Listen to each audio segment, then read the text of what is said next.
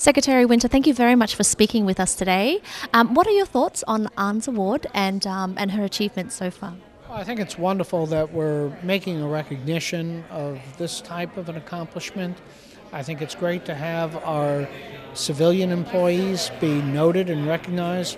And I think it's in particular important to be able to recognize somebody like Anne, who has undergone some tremendous personal challenges and risen above them, be able to make tremendous contributions to our nation, and has become part of our nation in doing so. And we're most delighted to have her as part of our Navy family, and I'm very pleased to be here this evening to be able to recognize her accomplishments. Thank you very much. I know that when we were speaking, and she was very particular about getting some photos with you, and she was very proud that you're here today. So thank you very much for being here. And well, I am most pleased and proud to be here and to be able to recognize her personally. Thank you. Thank you. Ladies and gentlemen, I'm currently standing with the finalists for the Service to America Medal in the category of National Security, chị Dương Nguyệt Ánh. You just received the award. There was a standing ovation in your honor. Could you please share with the audience how you feel about that and what that sort of meant to you? Ladies and gentlemen, I was very honored to receive this very prestigious medal. I gave a speech to accept the medal, and I guess to my astonishment, I got standing ovation. People told me that I was the only one so far tonight who got it. None of the other award recipients had standing ovation. It's not so much because of my accomplishment. I know that other medalists had as impressive accomplishments as mine. But I think it had to do with how I expressed my gratitude to this country, the fact that I came here as a refugee, and the fact that I never forgot the 58,000 Americans whose name are on the wall of the Vietnam War Memorial, or the 260,000 South Vietnamese soldiers who died in that war, so that people like me could have a second chance of freedom.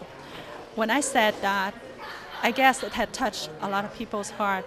At the break, a lot of the people from the audience came, shook my hand, and tell me stories about their stories. You know, a lot of them were either Vietnam vets or their loved ones, either their father, their husband, their brother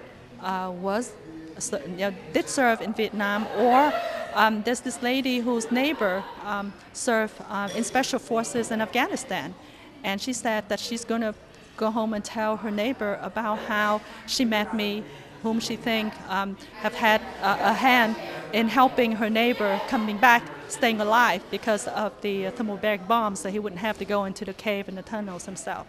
Those stories actually touch my heart more than theirs, I think, because it's great to be told that America is very much in appreciation of refugees like us.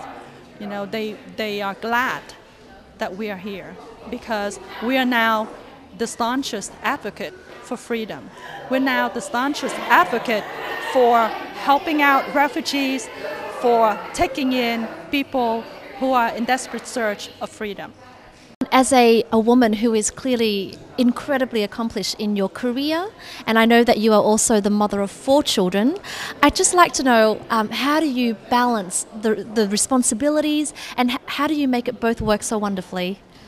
First of all, I have to say that I'm very lucky because I have a very understanding hubby, for one thing. My husband supports me a lot. He understands the enormous responsibility that I have in my job. So he takes away a lot of my normal duties, so to speak. You know, the mom to-do list usually is shorter on my part, and the dad to-do list is longer on his part, and he's fine with that. So I'm grateful for his understanding and his willingness to carry a much heavier load, so to speak. And my kids are great. They're very well-mannered and well-disciplined, and they have a very, they're very understanding why mom cannot be around all the time. But having said that, it also has to do with priorities and how you set your priorities. Not everything can be priority number 1 all the times. You know, so sometimes it's work, sometimes it's family. The point is to know when and what is the priority for that moment. And the other thing is sometimes you just have to be creative about how you work around schedule or how you spend your time efficiently so that you could get more work done. Thank you. And one last question, how do they feel about their mummy creating bombs and helping America win wars overseas? My kids think that mom is cool. They tell a lot of about my stories to their friends. You know, sometimes I would come to school and pick one of them up, you know, Cynthia or Kevin, whatever, and then I would have a surprise.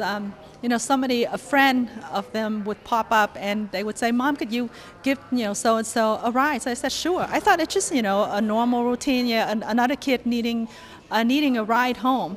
But then afterwards, then my kid, my son or daughter, would tell me, you know, actually, he didn't really need a ride, but he wanted to meet you.